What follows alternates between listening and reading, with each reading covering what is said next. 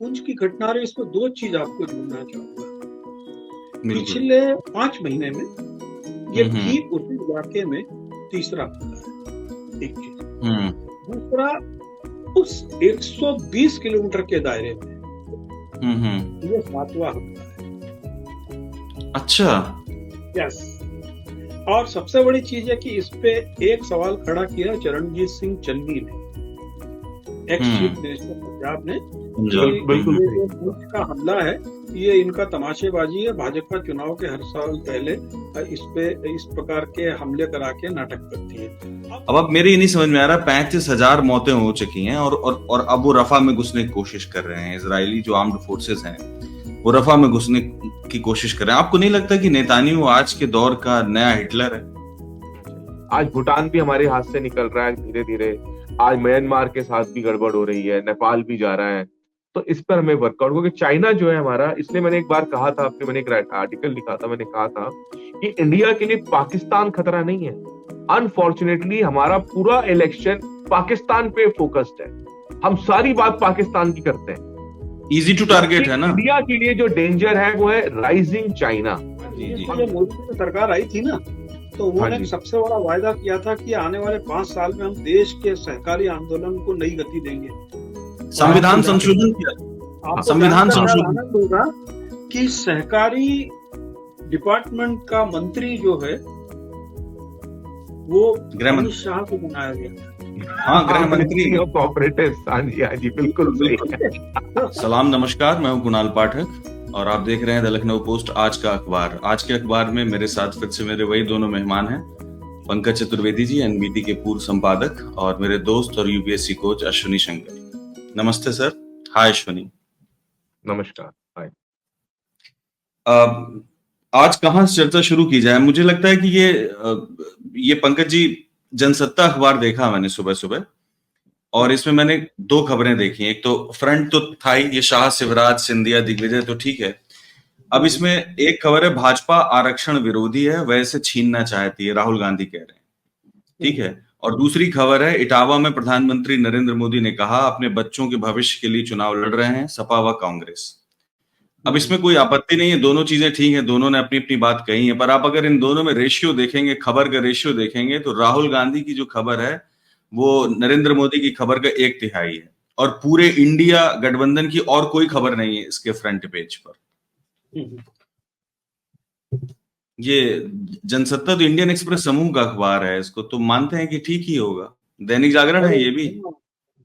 जनसत्ता छोटा जागरण हो चुका है। जागरण जो मुकेश भारद्वाज जी ने जब से ज्वाइन किया, तो गुम थानवी थे तब तक ये अखबार था। भारद्वाज जी के बाद तो ये अखबार की दुर्गति हुई। एक्चुअल मेरे मन में जो इस विषय पे चर्चा करने की इच्छा थी, वो लगभग आपने वही बात से शुरू कर दिया। जी जी। मेरी इच्छा थी बात करने की पत्रकारिता बनाम प्रेस नोट। आज की जितने अखबार दिल्ली जो राष्ट्रीय अखबार कहलाते हैं उनको देखना शुरू किया, तो लगभग सभी अखबारों के पहले 3 पन्ने केवल प्रेस नोट न्यूज है। जाहिर है राम मंदिर में लेटे हुए मोदी जी का फोटो सबको छापना ही था, ठीक, बिल्कुल। लेकिन अब आप देखिए 3 प्रमुख खबरों की ओर ध्यान में आपका दिला रहा हूं, जिसमें एक खबर है उसको शायद लोगों ने बहुत तवज्जो ही नहीं दिया। वो खबर है, बजरंग पुनिया को डोप टेस्ट ना कराने के कारण वाडा ने निष्कासित किया, ठीक है। हाँ, ये खबर ऐसी है कि किसी ने ध्यान ही नहीं दिया, ठीक है।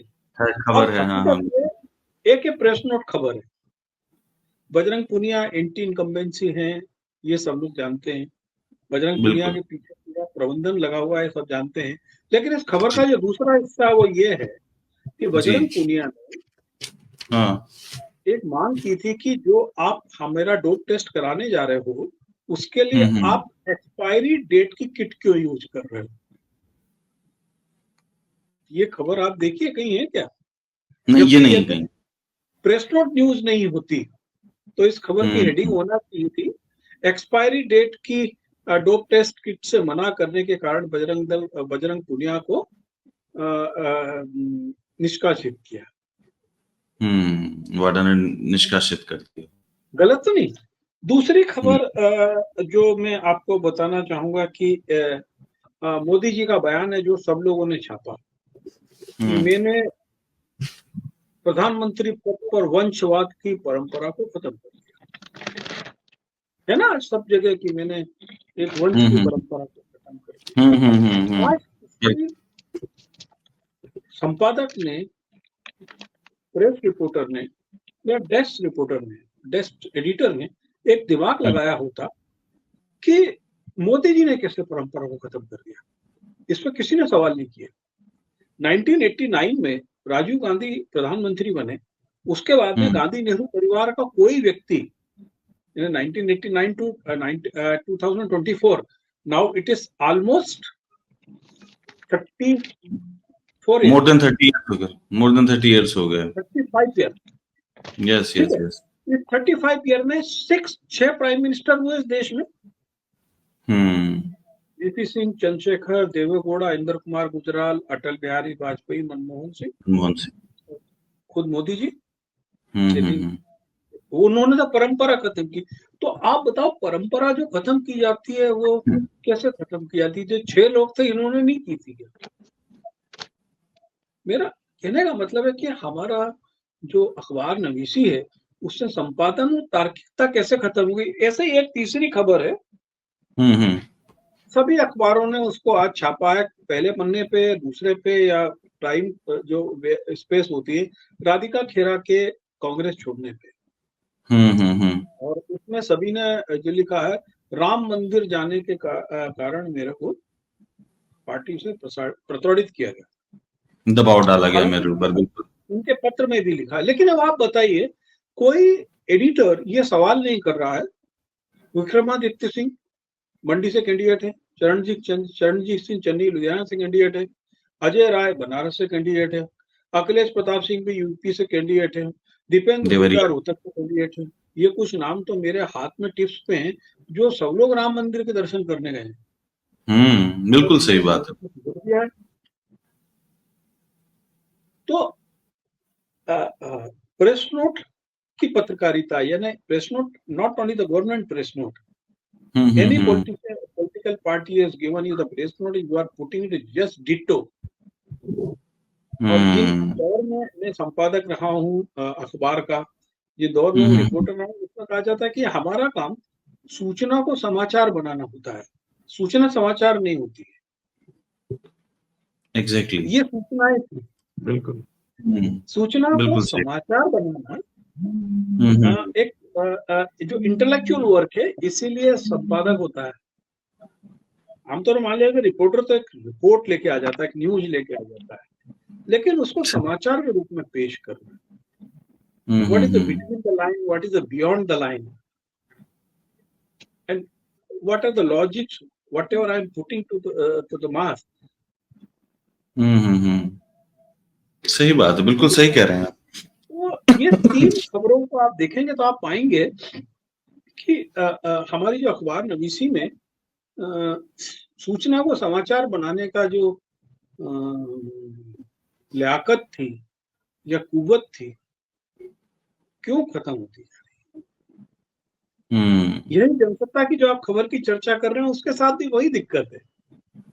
बिल्कुल, आप देखिए कि सिर्फ 1/3 हिस्सा ही राहुल गांधी को दिया है, और जिसमें वो कह रहे हैं कि नरेंद्र मोदी और भाजपा सरकार जो है वो आरक्षण की विरोधी और हमेशा से आरक्षण की विरोधी रही, वो आरक्षण खत्म करना चाहते हैं। दूसरी तरफ उनकी खबर को कितना बड़ा बना कर दिया, पूरी तस्वीर लगाई है।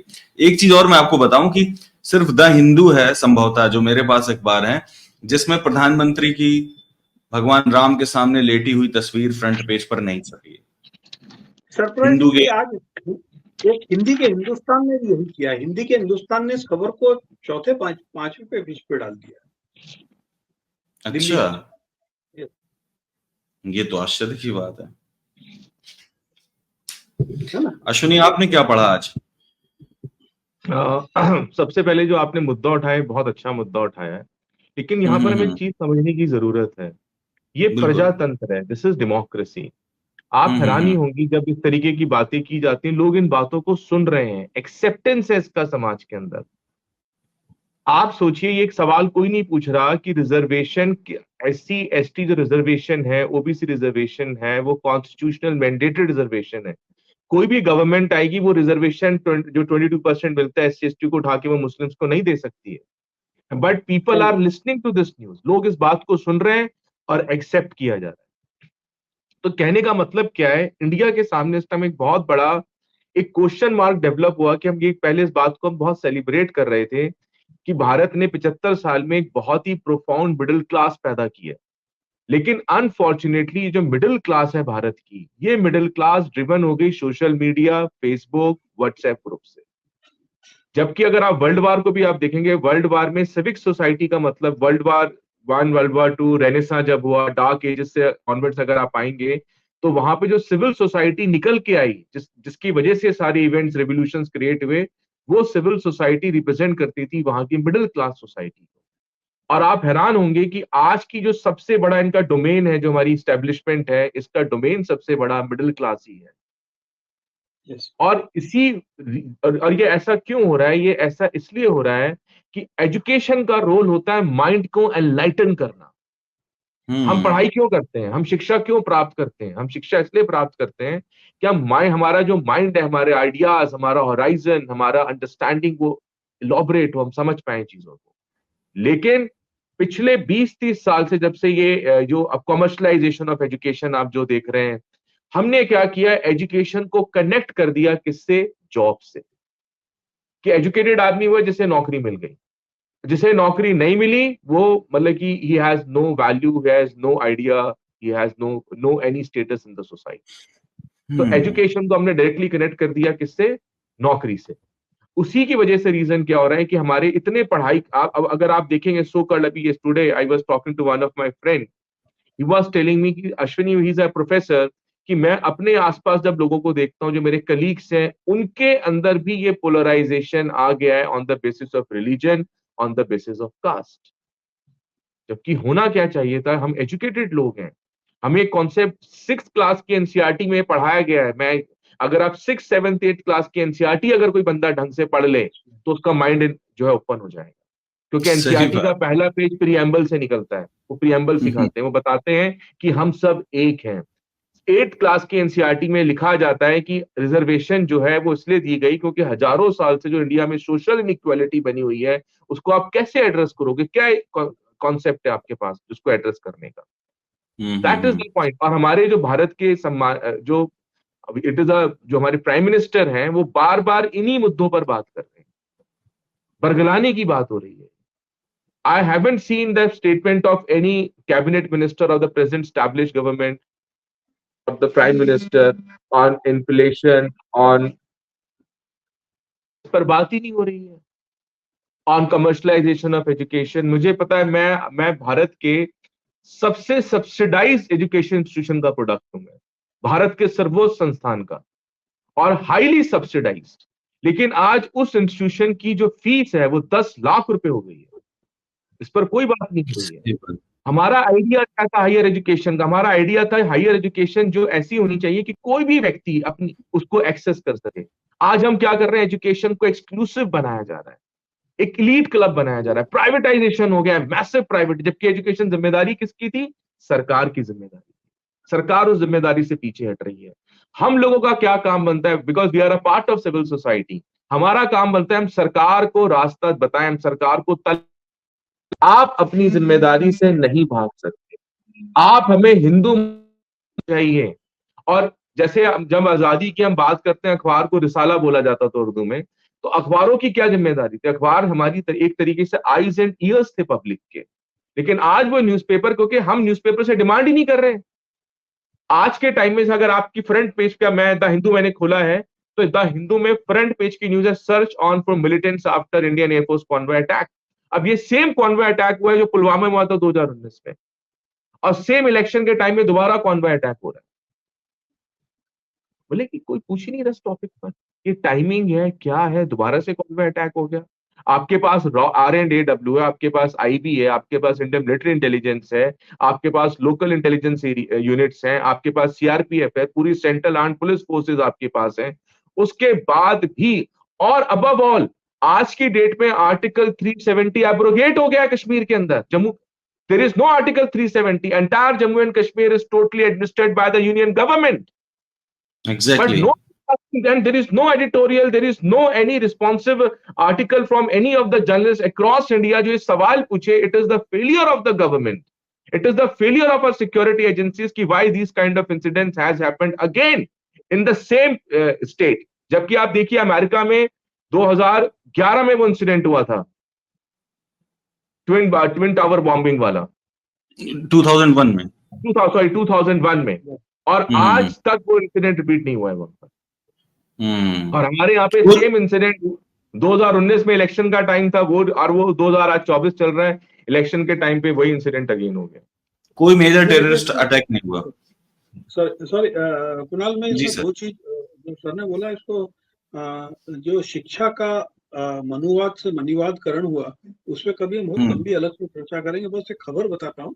आज हिंदुस्तान अखबार का जो गाजियाबाद का एडिशन है, उसमें खबर है कि गाजियाबाद के एक प्राइवेट स्कूल के बाहर पेरेंट्स ने 2 गधे लेकर प्रदर्शन किया। अच्छा। अब आप इस खबर को किस नजरिए से देखते? हो सकता है स्कूल गलत हो सकता है स्कूल पेरेंट्स का एक्सप्लॉयटेशन कर रहा हो, कोई प्राइवेट स्कूल है, लेकिन अब आप सोचो कि उस पेरेंट्स के बच्चे जब उस स्कूल में पढ़ने जाएंगे तो वो अपने टीचर को और अपने मैनेजमेंट को क्यों इज्जत की नजर से देखेंगे?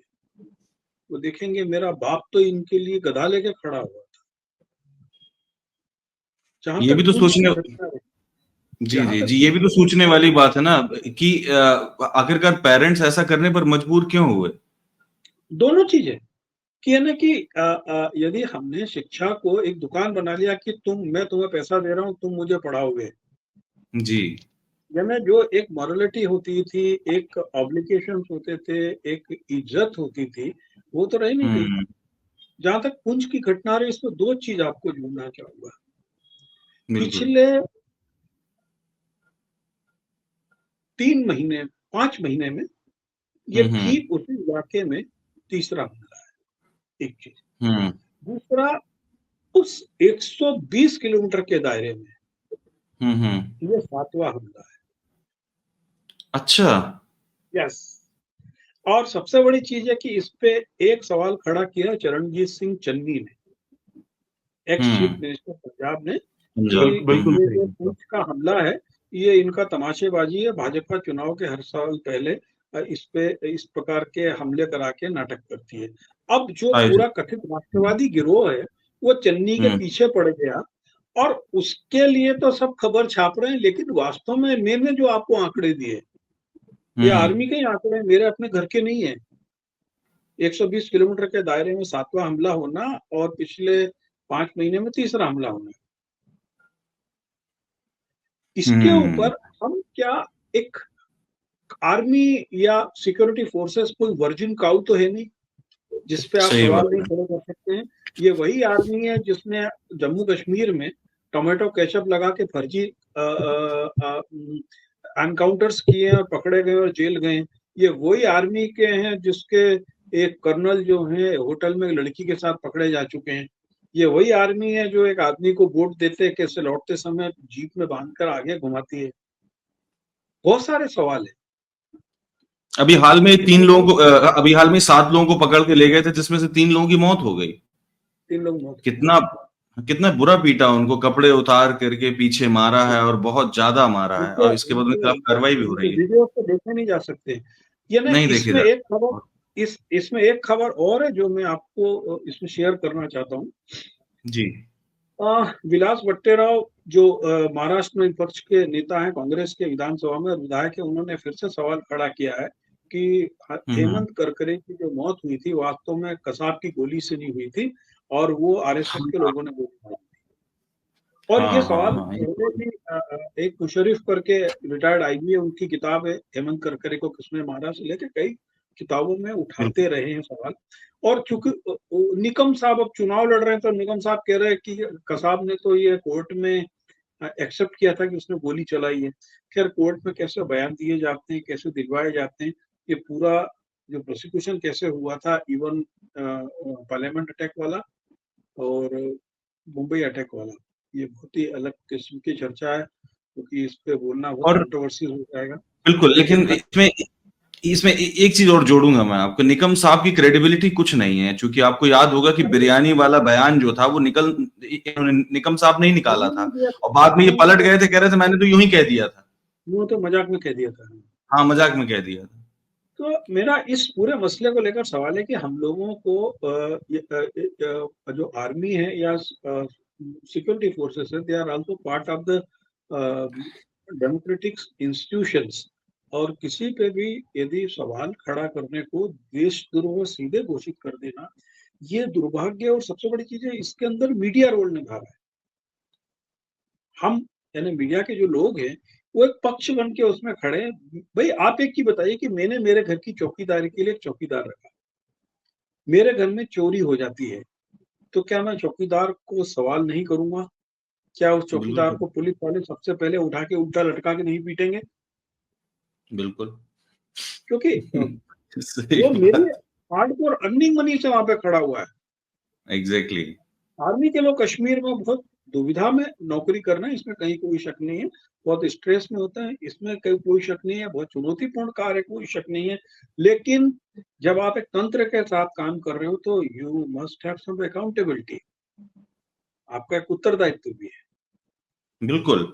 अच्छा, ये जो चौकीदार को तो इस मामले में टांगना ही चाहिए। एक और खबर है इसमें है कि ये वाला है, ये कनाडा से खबर है, जांच 3 लोगों तक ही सीमित नहीं, ट्रूडो, ये निज्जर हत्या मामला है।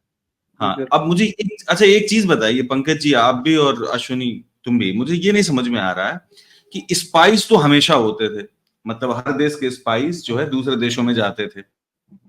अमेरिकी स्पाई इंडिया आते हैं, इंडियन बाहर जाते हैं, सब जाते आते जाते रहते हैं, सबको मालूम है स्पाइस होते हैं।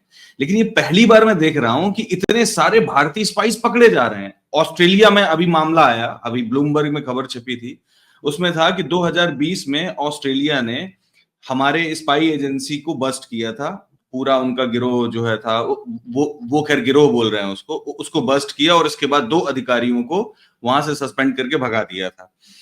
यूएस भी आरोप लगा रहा है स्पाइंग का, और ये कनाडा भी आरोप लगा रहा है स्पाइंग का। कतर में तो पकड़े गए थे। हाँ हाँ हाँ, बिल्कुल सही बात है, कतर में पकड़े गए थे। और वो जो पाकिस्तान में जो पकड़ा गया था हमारा एक्स नावल ऑफिसर, उसकी तो चर्चा ही नहीं हो रही, जो महाराष्ट्र के, उनका हाँ नाम भूल रहा हूँ। हाँ, मैं भी कुलभूषण नाम भूल जाधव। गया। हाँ हाँ, कुलभूषण जाधव। Kulbhushan Jadhav, Jadav, exactly exactly. जादव। हाँ, कुलभूषण जाधव। तो ये नहीं समझ में आ रहा कि इतने सारे पकड़े कैसे जा रहे हैं, क्या फेलियर है हमारी इंटेलिजेंस एजेंसीज का? ऐसा क्या है कि बहुत सेंसिटिव मसला है, लेकिन जो लोग अंतर्राष्ट्रीय चीजों को देख रहे हैं, उसके अंदर एक चीज बहुत भारत के खिलाफ जो उभर के आ रही, वो आ रही है कि भारत विदेश में अपने एजेंट्स के जो सपोर्ट हैं, उनमें सीधे जो गैंगस्टर्स हैं उनको इस्तेमाल कर रहा है। ये ऐसा अच्छा। समझा जा रहा है कि मेजर की हत्या, पाकिस्तान में हुई हत्याएं और कुछ कुछ इस प्रकार के क्राइम में लॉरेंस बिश्नोई गिरोह का हाथ है, और लॉरेंस बिश्नोई गिरोह डायरेक्टली इनडायरेक्टली प्रो गवर्नमेंट है।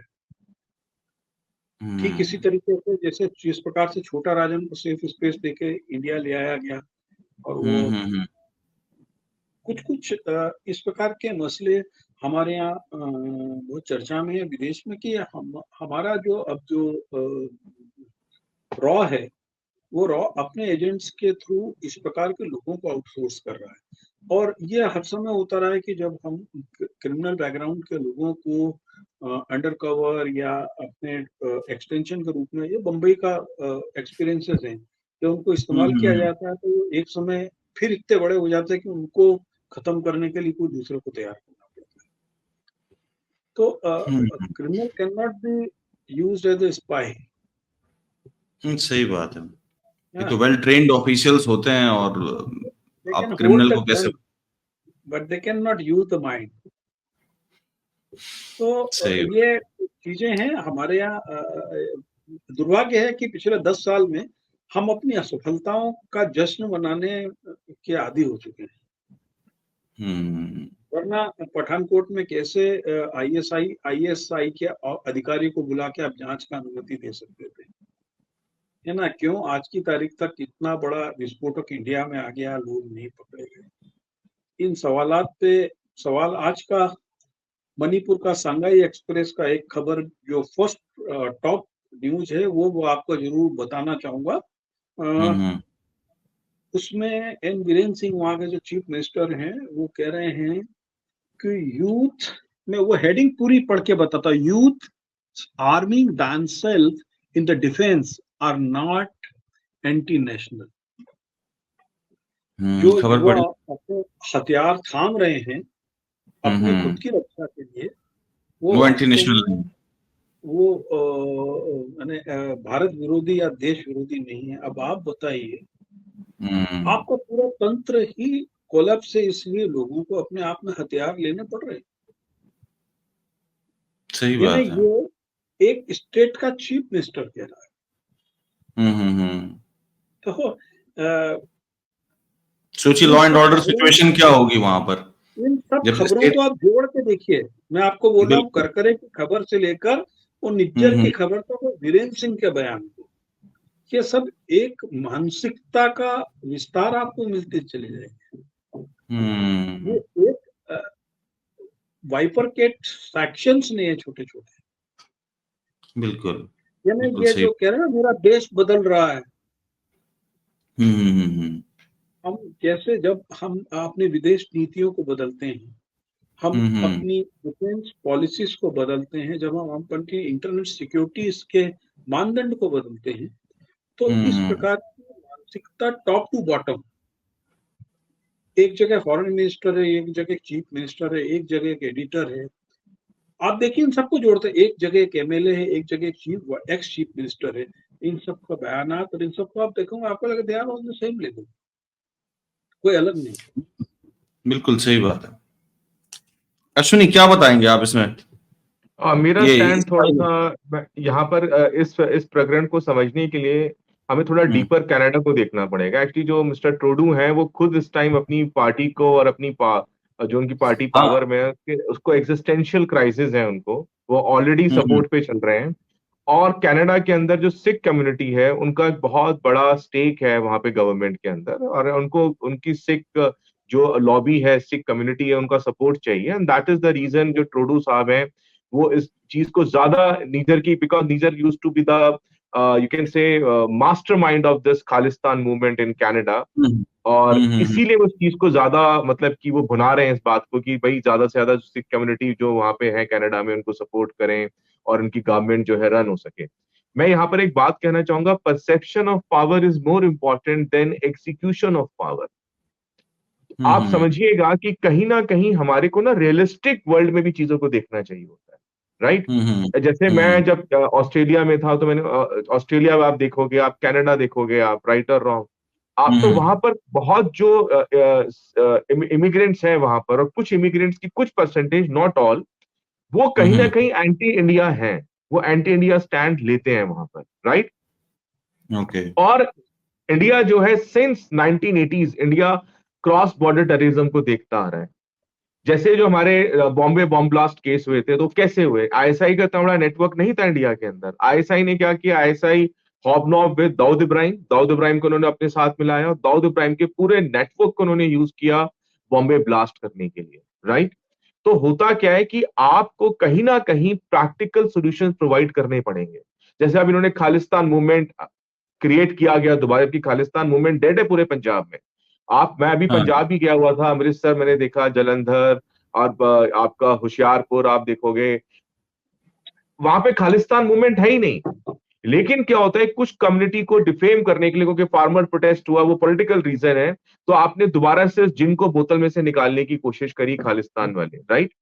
और वहां पे जो अब्रॉड में लोग बैठे हुए थे उनके खिलाफ गवर्नमेंट ऑफ इंडिया ने जो भी कोवर्टेड ऑपरेशन आप कीजिए किया, क्योंकि इसको हम ओपनली तो नहीं कह सकते, गवर्नमेंट नहीं कह सकती हमने किया नहीं किया, बट हम्म। हेयर जो गवर्नमेंट ऑफ इंडिया का स्टैंड रहा वो बिल्कुल ठीक था। बिकॉज यू सी, अगर आपको पाकिस्तान जैसे एक नेबर के साथ लड़ना है तो आपको इस तरीके की स्ट्रैटेजीज यूज करनी पड़ेंगी, बिकॉज पाकिस्तान के साथ आप डायरेक्ट वॉर नहीं कर सकते। तो बात इन आपकी दैट, सही है अश्विनी।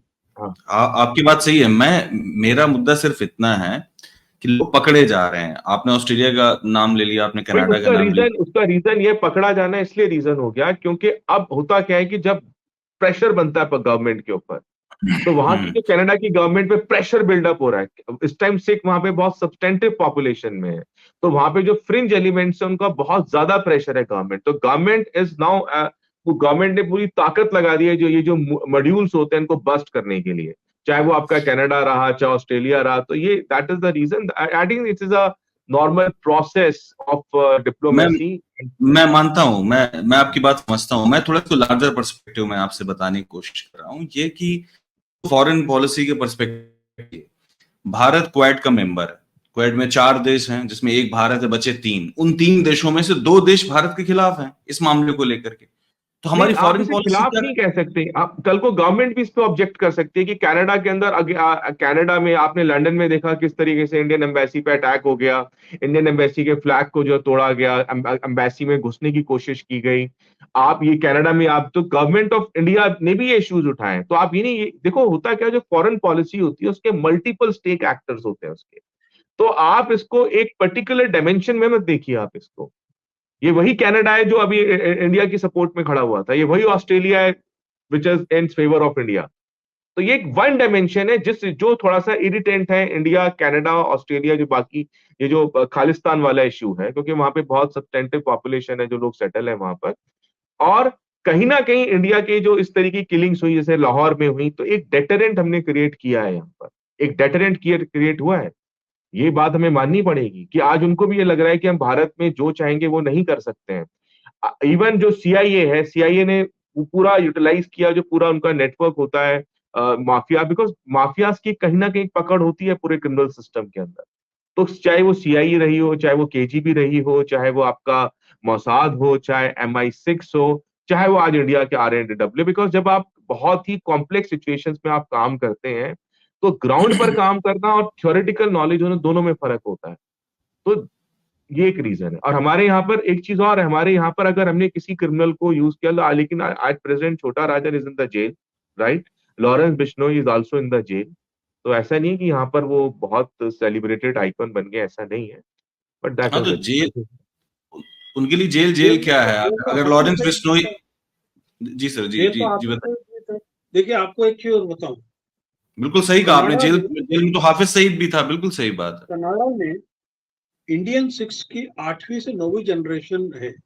कामागाता मारू कांड आपको मालूम है, उससे पहले से गदर मूवमेंट जब खड़ा हाँ, हो रहा बिल्कुल था, बिल्कुल है बिल्कुल। ना, तब से वहां पर है। हमको हम्म सबसे बड़ा मेरा सवाल ये है इसके अंदर कि ऐसे हम्म कौन से सर्कमस्टांसेस हो रहे हैं कि वहां पर, वहां की जो 4% आबादी है उसमें हमको जो खालिस्तान, प्रो खालिस्तान है, उनके लिए सरकार को समर्थन लेना पड़ रहा है। वहां पे जो एंटी खालिस्तान है वो भी तो इंडियंस हैं और सिख भी है। ठीक है, ऐसा नहीं बिल्कुल। है कि वहां पर केवल 4% वोट ही है वहां पर सिखों के, कनाडा में।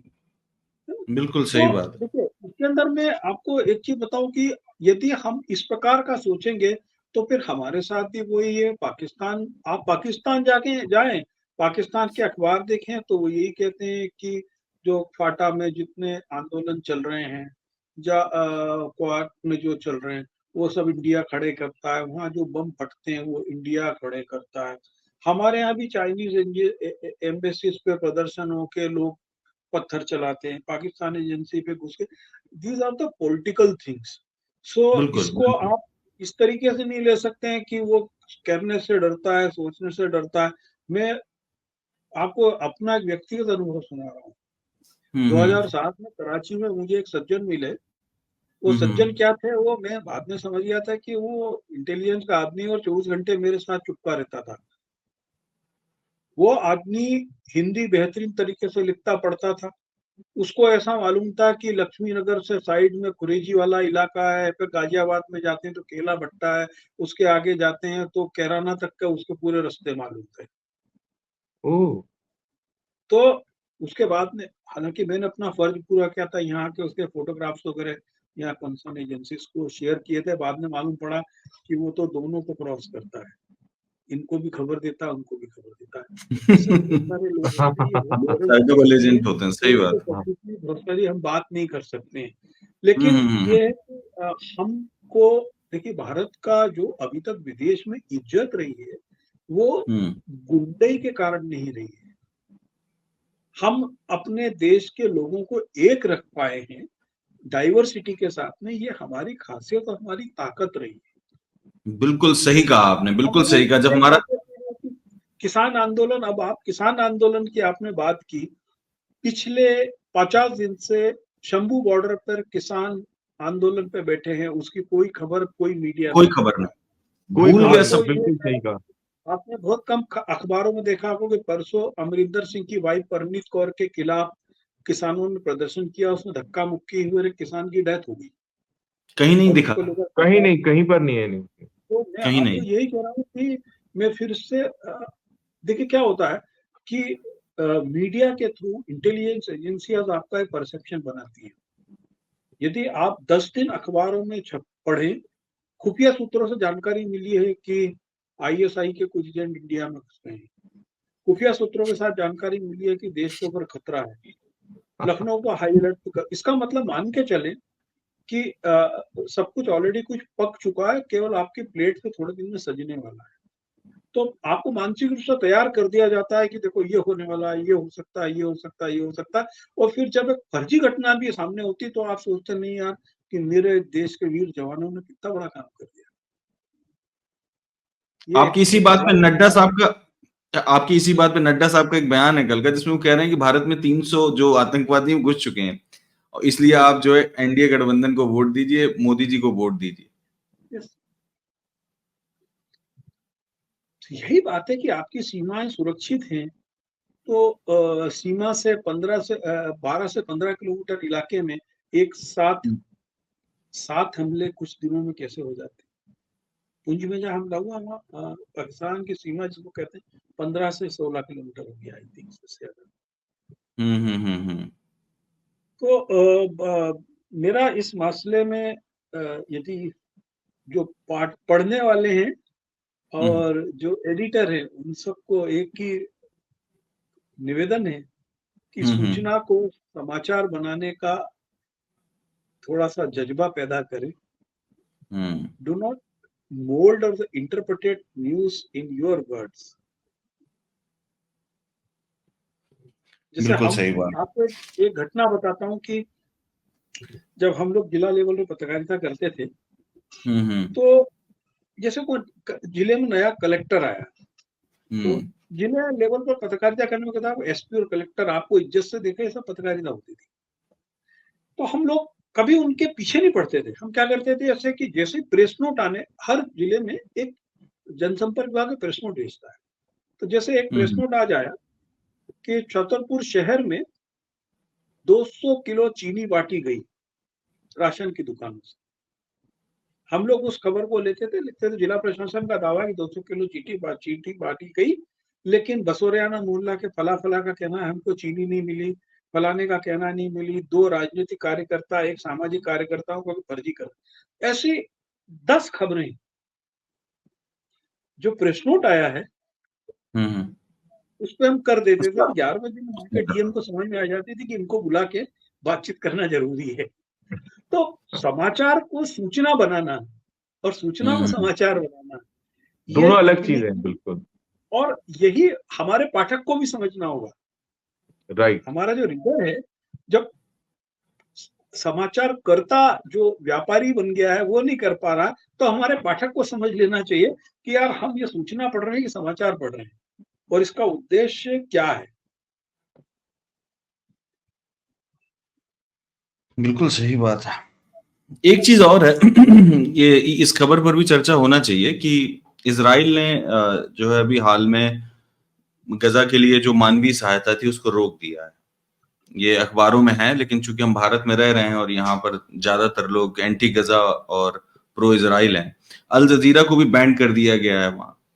अब मेरे ये नहीं समझ में आ रहा, 35,000 मौतें हो चुकी हैं और अब वो रफा में घुसने की कोशिश कर रहे हैं। इजरायली जो आर्म्ड फोर्सेस हैं वो रफा में घुसने की कोशिश कर रहे हैं। आपको नहीं लगता कि नेतान्याहू आज के दौर का नया हिटलर है? इतनी भारी मात्रा में लोग मारे जा रहे हैं, उसको फर्क नहीं पड़ रहा। और हिंदी अखबारों में पता है क्या हो रहा है? हिंदी अखबारों में ये मैंने दैनिक जागरण के ऑनलाइन वर्जन में देखा, उसने सिर्फ एक खबर निकाली। उसने ये निकाला कि जो हमास ने जो बंधक बनाए थे लोग, उनमें से एक आदमी मारा गया। उनका स्टैंड सिर्फ इतना है। ये जो 35,000 लोग मारे गए, जिसमें से लगभग 34,000 लोग, 33,500 लोग गजा के हैं, उससे कोई फर्क नहीं पड़ रहा। और एक चीज और है अश्विनी, मैं तुम्हारी नजर में भी इस बात को लाना चाहूंगा कि भारत ना साउथ साउथ डिप्लोमेसी का अपने आप को पुरोधा समझता है, ठीक है, कि हम साउथ साउथ डिप्लोमेसी के हैं। ये मिडिल ईस्ट में पूरी ऐसी की तैसी हुई पड़ी गजा में भारत ने कुछ नहीं किया, जबकि इंटरनेशनल क्रिमिनल कोर्ट में जो हेग में है, वहां जाने का मादा किसने दिखाया? जो साउथ के लीडर नहीं है, साउथ साउथ डिप्लोमेसी के लीडर नहीं है, बांग्लादेश, साउथ अफ्रीका, इन लोगों ने दिखाया, लैटिन अमेरिका कंट्रीज ने दिखाया। हम कर क्या रहे हैं? मैं इसीलिए कहता हूं कि हमारी डिप्लोमेसी फेल है। और सिर्फ यहां नहीं, आप साउथ ईस्ट एशिया में बिल्कुल कॉर्नर में चले जाइए, इंडोनेशिया के ईस्ट में, वहां सोलोमन आइलैंड में चाइना ध्यान दे रहा है, हर चीज पर ध्यान दे रहा है। सोलोमन आइलैंड में जो सरकार बनी है वो फिर से प्रो चाइनीज है, माले में प्रो चाइनीज है, श्रीलंका में चाइना का प्रेजेंस है, पाकिस्तान में चाइना का प्रेजेंस है, नेपाल का, आप नेपाल का मुद्दा देखिए, कल ही क्या हुआ है, कल परसों की बात है, उन्होंने 100 रुपए के नोट पे लिपुलेख, काला पानी और लिपियाधुरा का जो है नक्शा छाप दिया। मैं बात सिर्फ इसकी नहीं थी हमारे स्पाइस पकड़े जा रहे हैं, बात ये ओवरऑल है। आप ओवरऑल देखिए तो हमारी डिप्लोमेटिक फेलियर चारों तरफ दिखाई पड़ेगा। आप हमारे साथ खड़ा ही कौन है, आप ये तो बताइए अश्विनी। मालदीव में लाल सेना आ चुकी है। मालदीव में तो आपको एक बात समझनी पड़ेगी कुणाल, आपको एक बात समझनी पड़ेगी। जब भी हम फॉरेन पॉलिसी पे बात करते हैं, जैसे मैं एक छोटा सा उदाहरण आपको दूंगा। आपको याद होगा जब इजराइल ने अटैक किया, इस पे गाजा के ऊपर अटैक हुआ, तो सब लोगों ने ट्वीट करना, ट्रोल होना शुरू हो गया, अरे मजा आ गया, इजराइल ने अटैक कर दिया गाजा पर, ये वो एंड ऑल दैट। और उसके इमीडिएटली बाद India was the first country जिसने कंडेम किया, जब इजराइल फोर्सेस ने जो गाजा में सिविल हॉस्पिटल पे अटैक हुआ, India was the first country to condemn that attack. India was the first country which sent the humanitarian assistance to this Palestinian, right? और जब फॉरेन पॉलिसी की बात होती है, हमारे एक्सटर्नल अफेयर्स मिनिस्टर खुद आगे आके उन्होंने कहा कि हम इजराइल को ये सजेस्ट करते हैं कि war is not the solution. तो वो जो जितने लोग, मिलियंस ऑफ लोग ट्रोल कर रहे थे, एकदम ठंडे होकर बैठ गए। आपको समझना पड़ेगा कि फॉरेन पॉलिसी पे इंडिया की कंटिन्यूटी है। हाँ, ये आप सही कह रहे हैं कि जो हमारी इमीडिएट, क्योंकि अगर आपको ग्लोबल पावर बनना है तो ग्लोबल पावर आप कब बनेंगे? जब आपके अपने रीजन में आपका स्ट्रांग होगा।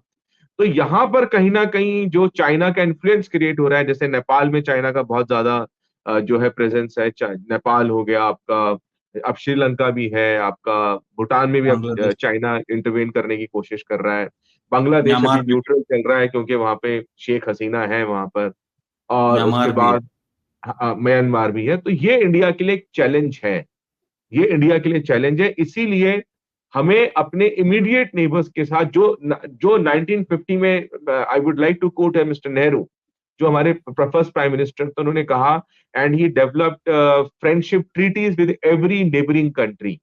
और इसीलिए हमने कहा गया कि भाई हम आपको अपने नेबर को स्ट्रांग करना है आपको। तो वहां कहीं ना कहीं प्रेजेंट गवर्नमेंट फेल हो रही है, क्योंकि हम जब एग्रेसिव बनेंगे, जैसे अभी सर ने कहा, एग्रेसिव बनना, तो एग्रेशन जो है वो इंडिया का यूएसपी नहीं है। हमारा यूएसपी है इंक्लूसिविटी, हमारा यूएसपी है टॉलरेंस। इंडिया अगर आप बाहर जाएंगे, अभी तो राम मंदिर हो रहा है, लेकिन इंडिया को इंटरनेशनल लेवल पे लैंड ऑफ बुद्धा के नाम से जाना जाता है। तो इन सारी चीजों को हमको वर्कआउट करना चाहिए। आज भूटान भी हमारे हाथ से निकल रहा है धीरे धीरे, आज म्यांमार के साथ भी गड़बड़ हो रही है, नेपाल भी जा रहा है। तो इस पर हमें वर्कआउट, क्योंकि चाइना जो है हमारा, इसलिए मैंने एक बार कहा था, मैंने एक आर्टिकल लिखा था, मैंने कहा था कि इंडिया के लिए पाकिस्तान खतरा नहीं है। अनफॉर्चुनेटली हमारा पूरा इलेक्शन पाकिस्तान पे फोकस्ड है, हम सारी बात पाकिस्तान की करते हैं। इजी टू टारगेट है ना। इंडिया के लिए जो डेंजर है वो है राइजिंग चाइना, और वो खाली इंडिया के लिए, पूरे वर्ल्ड के लिए है। क्योंकि इकोनॉमिक सुपर पावर चाइना कोई प्रॉब्लम नहीं है, but militarily super power China is a problem. तो हमारे को अपनी फॉरेन पॉलिसी को इस कॉन्टेक्स्ट के अंदर डिजाइन करना चाहिए। आप ये सोचिए कि भारत में जो ये अभी हाल में जो माले का मामला हुआ, मालदीव वाला, ये मालदीव वाला मामला यूं ही आसान नहीं था। वहां की पब्लिक ने वो प्रो चाइनीज जो है मुइज्जू को क्यों चुना? वहां ये साफ सेंटिमेंट था कि जो भारत सरकार है वो मुस्लिमों के खिलाफ है। भारत जो सरकार है वो मुस्लिमों के खिलाफ, और सरकार के अपने मंत्री मुसलमानों के खिलाफ बयान देते हैं, और उसकी कीमत हमें क्या चुकानी पड़ी? हमारे आर्म्ड फोर्सेस को वहां से हटाना पड़ा, कि स्ट्रेटेजिक पॉइंट था हमारा, और वो हमें खोना पड़ा, इसलिए क्योंकि भारतीय जनता पार्टी और हमारी सरकार की मुसलमानों के प्रति जो नीति है उसको लेकर। मैं ये कह रहा हूं कि मीडिया में क्या चर्चा हो रही है कि भारत के प्रधानमंत्री जी लक्षद्वीप में आए, उन्होंने कुर्सी बिछाई, टेबल लगाया, बैठे और मालदीव डूब गया। इसका उल्टा कॉन्टेक्स्ट हो गया। होना क्या चाहिए था, हमको सवाल पूछना चाहिए था, मालदीव जो एक बहुत स्ट्रैटेजिक लोकेशन में इंडियन ओशियन के अंदर, और इंडिया का हमेशा प्रो इंडिया स्टैंड रहा है मालदीव का, आज मालदीव एंटी इंडिया कैसे हो गया, ये सवाल पूछना चाहिए था, बट ये सवाल मिसिंग है। सवाल दूसरी डायरेक्शन में चला गया कि लक्षद्वीप में भारत के प्रधानमंत्री लक्षद्वीप में जाते हैं, कुर्सी लगाते हैं, बैठते हैं, और मालदीव की इकोनॉमी डाउन हो जाती है। सवाल इस डायरेक्शन में आ गया। बिल्कुल सही आपने कहा, अगर हम यहाँ पर अपनी माइनॉरिटीज के साथ इनटॉलरेंस करेंगे तो उसकी इमेज, क्योंकि ये नेहरू का देश है, आज भी अगर आप लंदन जाएंगे, यूएस जाएंगे, ये गांधी का देश है, ये नेहरू का देश है, ये वो देश है, ये बुद्धा का देश है, लॉर्ड बुद्धा महावीर का देश है। और आप यहाँ पर क्या कर रहे हो, यहाँ पर आप ये कह रहे हो कि भाई अरे ये कोटा जो है मुसलमानों को दे देंगे, तो दिस इज नॉट एक्सेप्टेबल। मैंने पहले, आपको याद होगा जब मैंने आपको कहा था कि इंडिया में रिकॉन्सिलिएशन होना चाहिए, जिला स्तर पर, आपका तहसील स्तर पर, गांव स्तर पर हमारे साथ रिकॉन्सिलिएशन होना चाहिए, मैं समझाना चाहिए। हमारे यहाँ इतनी परतें हैं, समाज के अंदर इतनी परतें हैं, जो मतलब कि आप सोचिए, जो गुजर है उसकी जाट से नहीं बनती है, जाट की गुजर से नहीं बनती है, राजपूतों की ब्राह्मण से नहीं बनती है, ब्राह्मणों की राजपूतों से नहीं बनती है। अच्छा, दलित तो एकदम हाशिए, उनको तो हम इंसान समझना ही नहीं चाहते हैं, राइट और रॉन्ग। तो ये बहुत कॉम्प्लिकेटेड चीजें हैं। और 75 ईयर्स में, मैं भी आपका आर्टिकल पढ़ रहा था, आपने बहुत अच्छा कोट किया अपने आर्टिकल में जो सत्य हिंदी में पब्लिश हुआ है, कि नेहरू के लिए इंपॉर्टेंट क्या था, मंदिर पे फोकस करना, या नेहरू के लिए इंपॉर्टेंट था इस देश का निर्माण करना। तो आज कहीं ना कहीं उस रास्ते से हम भटक गए हैं। आज याद होगा, सर ज्यादा अच्छा समझ पाएंगे, पंकज सर, बिकॉज वो सीनियर है हमारे, कि लेट टाइम होता था, जब इलेक्शन का रिजल्ट आ रहा होता था, विनोद दुआ को सुनते थे, योगेंद्र यादव को टीवी सुनते थे, और हम इंजॉय करते थे, यार ये वाली जो पार्टी की इतनी सीटें आ रही हैं। और आज क्या हो रहा है, हमारे इलेक्शन का एनालिसिस एक तरफा, बस एक तरफा। That's it. सही बात। ये पंकज जी, एक और खबर है, ये हर जगह चर्चा में है, आपने जरूर इसको देखा होगा, कि उत्तराखंड में आग लगी है, जंगलों में आग लगी। वैसे तो हर साल सीजन होता है, उसमें आग लग जाती है, और लगभग 700 हेक्टेयर जो है एरिया में जो जंगल है वो पूरी तरीके से खाक हो गया है। जब हमें पता है सब कुछ की होने वाला है, हो सकता है, और उत्तराखंड सरकार लगातार प्रॉमिस भी कर रही थी कि इस बार हम तैयार हैं, हमने क्रू मेंबर बना लिए हैं, कैंप लगा दिए हैं, और अब इस बार कुछ नहीं होगा, इसके बाद भी पूरा प्लान धराशायी हो गया। वो दुर्भाग्य, आपको बताएं, इस बार की स्थिति ये है कि वहाँ के जो वन्य जीव है वो शहरों में आ रहे हैं। एक चीज, आग अल्मोड़ा शहर तक आ चुकी है, और चूंकि क्या है कि ये अभी शुरुआत है, आने वाले दिनों में पूरे देश को ऐसा झेलना है। चूंकि उत्तराखंड दिल्ली के पास है, और पहाड़ों पे लोगों को छुट्टी मनाने जाना होता है, वहां पे लोगों के प्रॉपर्टी का पैसा लगा है, इसलिए वो चर्चा है। आपको जानकर आश्चर्य होगा कि इस साल पिछले 1 महीने में बिहार में 23 जगह जंगलों में आग लगी। अच्छा, यस, कहीं कोई खबर नहीं है। आग लगी है, मध्य प्रदेश के जंगलों में आग लगी है। तो ये जो होता क्या है कि इस सीजन में आग लगने के कई कई कारण भी होते हैं। महुआ बीनने वाले अपने तरीके से जंगलों में छोटी छोटी आग लगाते हैं महुआ बीनने के लिए, ठीक है। कुछ लोग जमीन साफ करके खेती करने वाले होते हैं, वो आग लगाते हैं। वो चाहते नहीं है कि वो आग लगे, लेकिन वो आग बढ़ जाती है। लेकिन उत्तराखंड की आग हमारे लिए इसलिए चिंता का विषय है क्योंकि जब 15 दिन पहले आपको इसरो के जो सैटेलाइट चित्र हैं वो बता चुके हैं कि आपके ग्लेशियर इतने बड़े खतरे में हैं। अब आप सोचिए कि 400-450 हेक्टेयर जंगलों की आग का जो कालिक वाला धुआं है वो ग्लेशियर की ओर जा रहा है, तो इसका मतलब मान के चले कि उनकी और तेजी से गलने की गति बढ़ रही है। वो अकेले जंगल जल गए जंगल के जानवर शहर की ओर आ गए, जंगल की आग शहर तक आ गई। ये यहाँ तक नहीं है, ये हमारे जो देश का शीतलीकरण का जो हमारे सिर पे रखा हुआ आइस पैक है, उसके लिए सबसे वो बड़ा खतरा। बिल्कुल सही बात, तो आपने बिल्कुल सही बात कही कि जब ये धुआं वहां ऊपर जाएगा अश्विनी, तो ये बर्फ की लाइट को रिफ्लेक्ट करने की जो क्षमता है वो कम हो जाएगी, और यही बर्फ की क्वालिटी होती है, इसी वजह से वो पिघलती नहीं है, क्योंकि वो सारी लाइट को रिफ्लेक्ट कर देती है। और जब उसके ऊपर बिल्कुल काली सूट जम जाएगा तो वो रिफ्लेक्ट ही नहीं कर पाएगी, वो बहुत तेजी से पिघलेंगे। आपको जो उसकी रोशनी, तो ये एक बहुत बड़ा संकट है। और मुझे लगता है कि ये अकेले पूरे देश में जिस प्रकार से जो जो हम बार बार चर्चा कर रहे हैं क्लाइमेट चेंज और ग्लोबल वार्मिंग को लेकर, उसके अंदर जंगलों में आग लगना एक बहुत बड़ा मेनास के रूप में उभरेगा। और बिल्कुल। अकेले अभी यही नहीं, अब आप देखिएगा कि आने वाले दिनों में नेक्स्ट 2 मंथ में, ये जो हमारे 2 से 3 महीने हैं, ये हम्म। नेचुरल कैलामिटीज का भंडार लेके आएंगे। एक ठनका गिरना अब बहुत होगा। ठनका समझते हैं हम्म। ना? नहीं नहीं, मैं नहीं समझता। ठनका है ना, जो बिजली गिरती है ना, अच्छा। अच्छा, ओके ओके ओके। ओके। उसको पूरा बिहार और झारखंड में ठनका गिरना कहते हैं। अच्छा। हाँ। अच्छा। दूसरा एक ग्लेशियर पिघलने से तेजी से नीचे पानी आना, और समुद्र के तापमान में बदलाव के कारण चक्रवात बहुत डाइवर्सिटी। ज्यादा है। हाँ ठीक है। हाँ बिल्कुल। साइक्लोन। तो ये जो कुछ संकट अभी हमारे सामने बहुत बड़े, हालांकि अलग अलग राज्यों ने क्लाइमेट चेंज को लेकर एक्शन प्लान बनाए हुए हैं। मैं आपको बताऊं, कुछ कुछ राज्यों की वेबसाइट पे, राजस्थान की साइट पे, बिहार की साइट पे, सबने ने देखा है। लेकिन वो लीगल अनफॉर्चुनेट ऑब्लिगेशन, है, पंकज जी, वो लेकिन लीगल अनफॉर्चुनेट ऑब्लिगेशन है हमारा। पेरिस समझौते के बाद नहीं, पूरे भारत को क्लाइमेट एक्शन प्लान बनाना पड़ा है, और इसके बाद उसने राज्य में डिवाइड किया है, वो तो लीगल ऑब्लिगेशन है, वो तो लेकिन बनाना ही है। उसको लेकर मैं किसी भी डीएम को या एसडीओ को बहुत सीरियसली वर्क करते नहीं देखा। हाँ। यानी जैसे जो पहला कदम होता है किसी समस्या को लेकर इस तरीके की, कि हम लोगों को जागरूक कर पाए, तो वो ही नहीं हम कर पा रहे।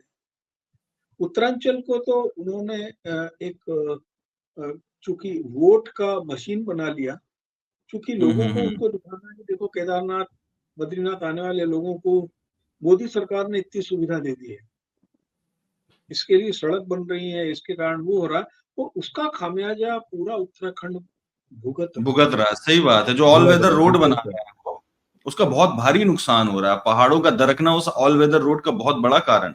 मैं आपको बताऊं, इसका आग से भी ताल्लुकात है। देखिए, जब बहुत हरे भरे पेड़ होते हैं, देखिए पेड़ों की बड़ी खूबसूरती होती है। जैसे कुछ पेड़ हैं जो इस सीजन में आपकी आंखों को सुकून देते हैं। गुलमोहर हुआ, हुमलतास हुआ, इन पेड़ों की खासियत होती है साल भर कुछ न कुछ गिराते रहते हैं। हम्म। अभी फूल गिराएंगे, फिर पत्ती गिराएंगे, फिर डंडी गिराएंगे, फिर फल गिराएंगे, फिर पपड़ी गिराएंगे, साल भर गिरता रहता है। ये जो हमारा प्राकृतिक चक्र है, उसमें हम्म। नमी बना के रखने का बड़ा खूबसूरत चीज होती है। और नैसर्गिक पेड़ों का बड़े स्तर पर कटाई करना, और हम्म। सरकारी कागज भरने के लिए उसकी जगह आधुनिक पेड़ लगा देना, बिल्कुल। ये जंगल की आग के विस्तार का बड़ा कारण है। क्योंकि जहां यही नमी है। वाले पेड़ होंगे, वो थोड़ा सा रेसिस्ट करते हैं आग। जी। राइट राइट, बिल्कुल। अश्विनी, अभी हमारी बातचीत हो रही थी, आपने कहा कि आपने एक कोऑपरेटिव सोसाइटी का छाछ पिया था, बड़ा अच्छा था हाँ छाछ, हाँ, है ना? ये मैं अब बताना और चाहता हूँ, एक मेरे नहीं साथ नहीं, एक हाँ वो। मैं पहले एक ऐड कर दूं चीज। अभी हाल में खबर है कि गाय और भैंसों को, जो दुधारू पशु हैं, उनको ऑक्सीटोसिन जो है का इंजेक्शन लगा लगा करके, हाँ, इंजेक्शन लगा लगा कर, ये हार्मोनल इंजेक्शन लगा करके दूध निकाला जा रहा है, और उसी से ये दूध और छाछ ज्यादा मात्रा में मिल रहा है। तो जो आप पी रहे थे, वो हो सकता है कि उस ऑक्सीटोसिन का उत्पाद हो। आप इसके बारे में कुछ बताएंगे? हाँ, देखो, आपको एक बात समझनी पड़ेगी। एक तो हुआ क्या कि जो कॉपरेटिव्स थे मैं इसको अगर लार्जर पर्सपेक्टिव लूं तो गवर्नमेंट का कॉपरेटिव्स के ऊपर ध्यान अब कम जा रहा है, और हमारे कॉपरेटिव्स आज की डेट में मैक्सिमम जो है उसमें है लॉस के अंदर है कॉपरेटिव्स। लेकिन कॉपरेटिव्स जो अच्छा परफॉर्म, जैसे मैं एक एग्जांपल दूंगा वीटा का। अब वीटा का वीटा कॉपरेटिव है, आप उसकी छाछ का एक पैकेट आता है 10 रुपए का, और जिसमें जो क्वांटिटी होती है छाछ की वो होती है कोई 450 मिलीलीटर, 450 लीटर के आसपास होती है नियर अबाउट। और यही आप जब अमूल का लेते हैं या और किसी प्राइवेट कंपनी का छाछ आप लेते हैं तो उसमें वो छोटा सा पैकेट देते हैं 200 लीटर समथिंग लाइक दिस, 10 रुपए के अंदर। तो मैं ये बड़ा हैरानी हो रही थी कि प्रॉफिट मार्जिन ये लोग कितना ज्यादा बना रहे हैं, जो प्राइवेट एंटाइटीज हैं, हमारे फार्मर कोऑपरेटिव्स कितना अच्छा काम कर रहे हैं, लेकिन उनको वो प्रोत्साहन, वो प्लेटफॉर्म नहीं मिल पा रहा है जिससे वो अपनी डेवलपमेंट कर सकें, ताकि वो बिगर कंपनीज के आगे डेवलप हों और इंटरनेशनल मार्केट तक में जाएं। तो दैट इज सही बात है, पर मुद्दा, हाँ नहीं, मेरा मुद्दा ये था कि आपको बोलना चाहूंगा अश्विनी जी, हाँ 2019 में जब मोदी जी की सरकार आई थी ना, तो हाँ उन्होंने जी। एक सबसे बड़ा वायदा किया था कि आने वाले 5 साल में हम देश के सहकारी आंदोलन को नई गति देंगे। संविधान संशोधन किया, आपको संविधान जानकर शायद संशोधन, आनंद होगा कि सहकारी डिपार्टमेंट का मंत्री जो है वो गृह अमित मंत्री, शाह को बनाया गया था। हाँ गृह मंत्री, कोऑपरेटिव्स, हाँ जी बिल्कुल सही है। बस मैंने राइट, आपको बताया कि ये हाँ हाथी के दांत वाली बात है ये। हाँ, राइट। और अश्विनी, मैं ये कह रहा हूँ कि भले ही कोऑपरेटिव्स में हो या कंपनी लेवल पर हो, दूध तो ये किसानों से ही ले रहे हैं ना, जो मतलब बना तो नहीं रहे हैं, दूध उन्हीं से ले रहे हैं, और वो अपने अपने जानवरों को ऑक्सीटोसिन का इंजेक्शन लगा रहे हैं ताकि ज्यादा मात्रा में दूध निकल सके। मुद्दा ये है, तो आप चाहे कहीं का भी इसमें क्या छाछ है कि हमारी जो रेगुलेटरी बॉडीज हैं, जैसे FSSAI है जिसकी जिम्मेदारी बनती है, बिल्कुल वो अपना बिल्कुल काम तरीके से नहीं कर रहे हैं एक्चुअली। जो हमारे यहाँ पे कहीं ना कहीं रेगुलेटरी बॉडीज की इनएफिशिएंसी है, जिसकी वजह से हमारे जो एनिमल्स है, डोमेस्टिकेटेड एनिमल्स है, उनको इस क्रूरल्टी को देखना वो सफर करते हैं, बिकॉज जो रेगुलेटरी बॉडीज हैं वो अपना काम ढंग से नहीं कर रही। सवाल नहीं कर। और रेगुलेटरी बॉडी से एक और चीज मुझे याद आती है, आज की खबर, इसकी आखिरी खबर है हम लोगों की, इसमें ये है कि नीट का पेपर था कल और वो लीक हो गया। हाँ। नीट का पेपर लीक हो गया। आप सोचिए कि लाखों की संख्या में विद्यार्थी, सबसे बड़े एग्जाम्स में से एक है, लाखों की संख्या में विद्यार्थी यहां से वहां गए हैं और अल्टीमेटली पेपर लीक होने की खबर आ गई। अब सिर्फ IIT बचा है फिलहाल और IAS का परीक्षा बचा है, इसके अलावा लगभग सारे पेपर लीक हो चुके हैं। और कहीं ना कहीं नहीं हो तो IIT का भी चुका है, एक बार 1992 में भी, 1999 में भी हुआ। अभी हाल के दिनों की बात बता रहे, मोदी काल की बात है। ये सारे मोदी काल के फेलियर है ना, इन पर चर्चा हो रही है। तो ये इनके पिछले 10 सालों में पेपर लीक बिल्कुल फौज लगी हुई है। आप लोगों की नजर में आया था ये मेरी नजर में नहीं आया नीट वाला। हाँ। चलिए ठीक है, अपनी चर्चा को यहीं बंद किया जाए। हाँ। बहुत सारे मुद्दों पर बातचीत की, फॉरेस्ट फायर, थैंक यू।